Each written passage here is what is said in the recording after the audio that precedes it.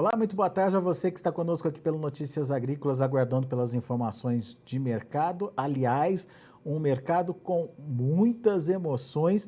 Hoje, por exemplo, o trigo extrapolou todas as expectativas aí de mercado, subindo forte. A gente está falando de um trigo lá em Chicago acima dos $11 por bushel. O primeiro vencimento chegou a bater os $12 por bushel. A gente tem a soja acompanhando esse movimento, o milho da mesma forma também trabalhando de forma positiva, mas até que ponto essas altas tendem a continuar? E mais do que isso, será que vai ter demanda para aceitar esses novos preços, esses novos patamares de preços?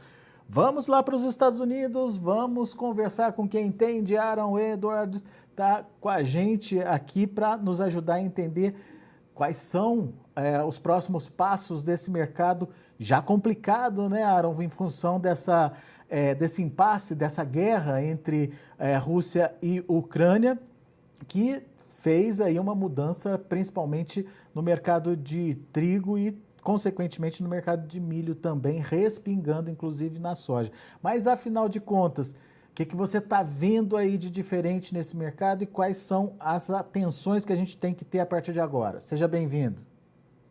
Boa tarde.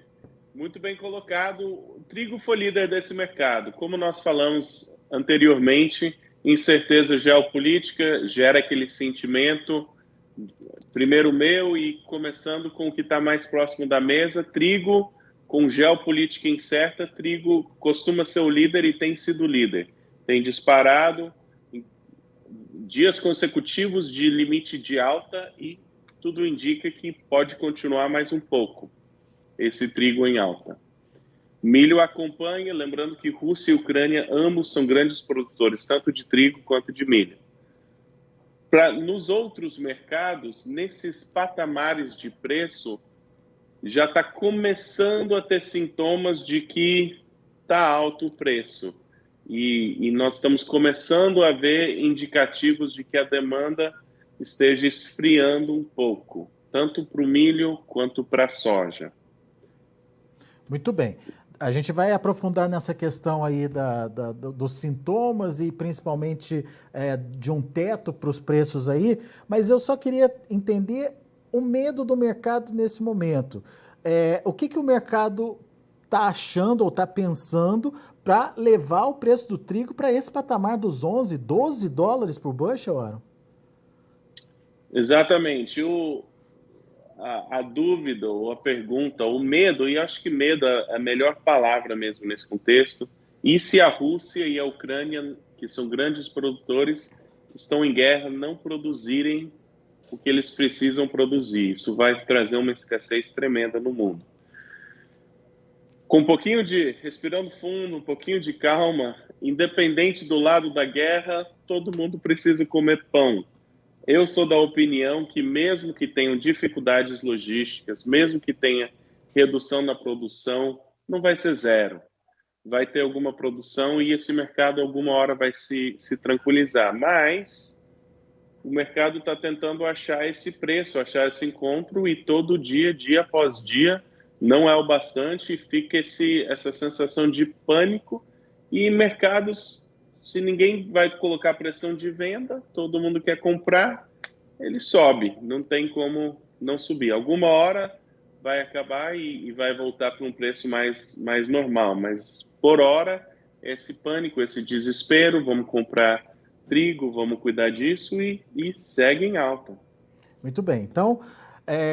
dentro daquilo que você falou, trigo ainda com potencial de buscar novos patamares de preços, soja e milho têm até então acompanhado essa evolução dos preços do trigo, no entanto já tem sinalizações, já tem sintomas que mostram que estamos chegando aí num limite. Que sintomas são esses e como é que a gente pode entender esses mercados, Sara? No caso do milho, dois fatores para ponderar exemplos. Primeiro, o boi magro, ele tem despencado. Ao longo dessas altas do milho, com trigo, o milho procurando preços mais altos, o boi magro trabalhava, aqui nos Estados Unidos, trabalhava dentro de uma faixa de negociação, subia o milho um pouco, baixava um pouco, mas até agora tudo bem. Recentemente despencou. Não dá, não fecha a conta. Será que vai dar para passar isso para o consumidor final? Talvez reage, mas na estrutura atual o milho está muito caro. Outro fator que mostra isso, os compradores de milho, ou eles estão tirando o prêmio, ou eles estão forçando entregas somente para os meses com preços mais baixos, julho, setembro, que é uma forma de falar, eu não consigo pagar esse preço que você estava vendo na tela, eu não consigo pagar isso pelo teu milho. E isso é sintoma de que a demanda está tendo dificuldade nesses preços atuais. Começaram esses sintomas. No caso da soja, a evidência principal é que o farelo não consegue mais subir. Chegou ali nos 450 e está tendo dificuldade de subir mais, e a soja tenta subir e não consegue. Está cedo para falar que é um teto, mas já é sintoma de que a demanda está sofrendo nesses patamares, está tendo dificuldade de dar o giro, e isso é algo que nós temos esperado e está acontecendo. E a própria soja testou, né, os $17 ou valores acima disso, mas não está sustentando, né? A gente já viu isso acontecer pelo menos 2 ou 3 vezes, se eu não me engano, mas não dá conta de ficar acima dos 17, né? Exatamente. E os produtores vendem um pouco, mas o comprador não dá para comprar. Estamos começando a ver esses sintomas, o que é um tanto quanto natural. Não tenho medo de que isso seja um fim, ainda tem muita incerteza pela frente, mas ficar sempre esperando um preço mais alto, acho que tem que ter cautela. E lembrando que o que levou essas altas recentes são especuladores comprando, especialmente no trigo. No milho, nós temos uma situação do lado comercial, que teve que passar os seus contratos de maio para julho, que deu uma desequilibrada entre esses dois contratos, mas já é sintoma de que o mercado está tendo dificuldade. Então, ou vai conseguir repassar essa demanda e aumentar os preços, gerando inflação de alimentos, aí segue com mais potencial altista, só que repassando para o consumidor, ou então nós precisamos trabalhar nesses níveis um pouquinho, até acalmar aí o lado da demanda. Muito bem. Por enquanto, então, olhando a demanda, mas e a oferta ainda tem influência na formação de preços ou pode vir a ter influência na formação de preços? Sim, a notícia fundamentalista ainda pesa. A redução, para colocar, semana que vem nós vamos ter a atualização do Conab, tudo indica que eles deveriam reduzir ainda mais o número da soja esperado para a produção de soja do Brasil, em conformidade com as agências do Paraná e também do Rio Grande do Sul. E o USDA está desatualizado, então eles deveriam reduzir pelo menos para chegar mais próximo do número do Conab. Vamos ver o que eles fazem semana que vem. Então tem esse lado da oferta, mas o tamanho da oferta, se não dá para comprar num dado preço, a oferta impacta menos o preço. Então tem que tomar muito cuidado, muita cautela nesses mercados. E parece que estamos começando a ver os sintomas de que a demanda está apanhando. Ou ele vai reajustar e podemos subir mais, ou então estamos próximo de um teto. E qual que é a sua indicação nesse momento, então, Aaron, para quem está ouvindo a gente, seja o produtor americano, seja o produtor brasileiro?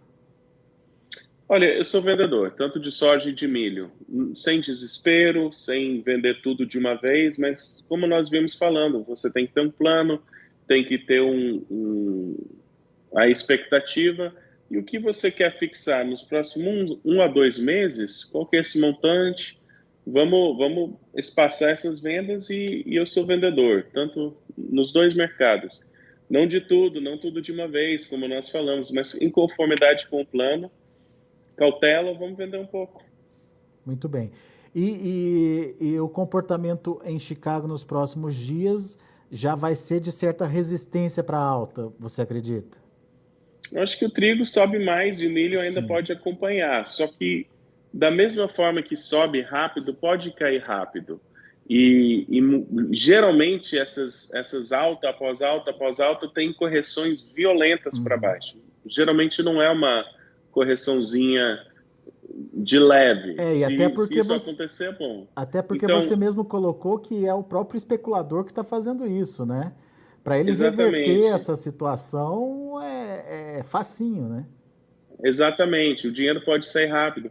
Por isso que a estratégia que eu costumo usar, que nós trabalhamos aqui na empresa, nós queremos vender aos poucos em mercados crescentes. Para quando tiver aquele dia da queda, você não vai vender tudo na alta, não vai acertar em cheio, mas quando chegar aquele momento da queda, você já veio fazendo vendas ao longo dessas altas. Então, se não vendeu, vai espaçando as vendas, vende um pouco todo dia, um pouco toda semana, vamos aproveitar um pouquinho. Se já vendeu o que está disposto a vender, digamos, até o meio do ano, paciência, ainda tem que produzir nos Estados Unidos, ainda tem pressão inflacionária, essa guerra pode se alastrar, tem fatores para pensar que o preço pode subir mais. Mas abrir mão dessas oportunidades falta prudência. Aproveita um pouquinho, vende um pouco agora, se dá uma recuada, paciência, vendeu o que queria vender no curto prazo, vamos esperar. Depois a gente retoma mais. Legal. Muito bom, belas dicas, meu caro. Mais uma vez, muito obrigado pela sua participação conosco aqui no Notícias Agrícolas, Aaron. Volte sempre. Abraço. Valeu. Tá aí, Aaron Edward, direto lá dos Estados Unidos, analisando o mercado com a gente. Aaron ainda vê potencial de alta para o trigo, afinal de contas, não está muito claro o que vai acontecer com a próxima produção lá na Ucrânia e também lá na Rússia. No entanto, para soja e milho já existem aí sinais, sintomas de que a gente está se aproximando aí de um teto dos preços.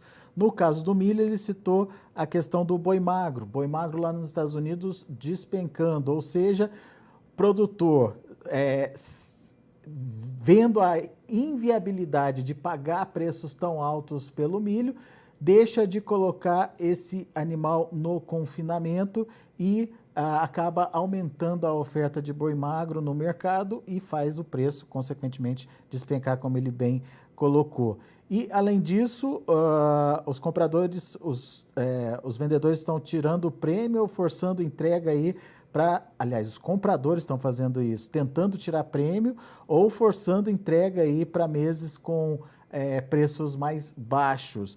São dois sinais importantes aí, portanto, para o mercado do milho. E no caso do trigo, no caso da soja, desculpe. No caso da soja, o fato dela ter buscado patamares acima dos $17 por bushel, testado esse limite aí, não ter dado conta de continuar e de seguir em frente. Isso é um sintoma. Outro sintoma, o farelo, que é o grande motivador aí de alta para os preços da soja, também estagnou, então não tem muito mais fôlego para subir. Isso também acaba limitando aí novas altas para a soja. Fator que talvez possa ser positivo são os novos cortes na produção, na oferta da América do Sul, que devem ser divulgados na semana que vem pelos relatórios do USDA. No entanto, são números que aparentemente o mercado já vem discutindo e não existiria grandes novidades. Obviamente isso vai depender dos números que serão divulgados, mas não existiria grandes novidades se houvesse uma correção aí na oferta da América do Sul, tanto pela Conab quanto pelo USDA. Então, são sintomas que, segundo o Aaron, já mostram aí que a gente está bem próximo de um limite, de um teto para os preços lá na Bolsa de Chicago. Esperar para ver.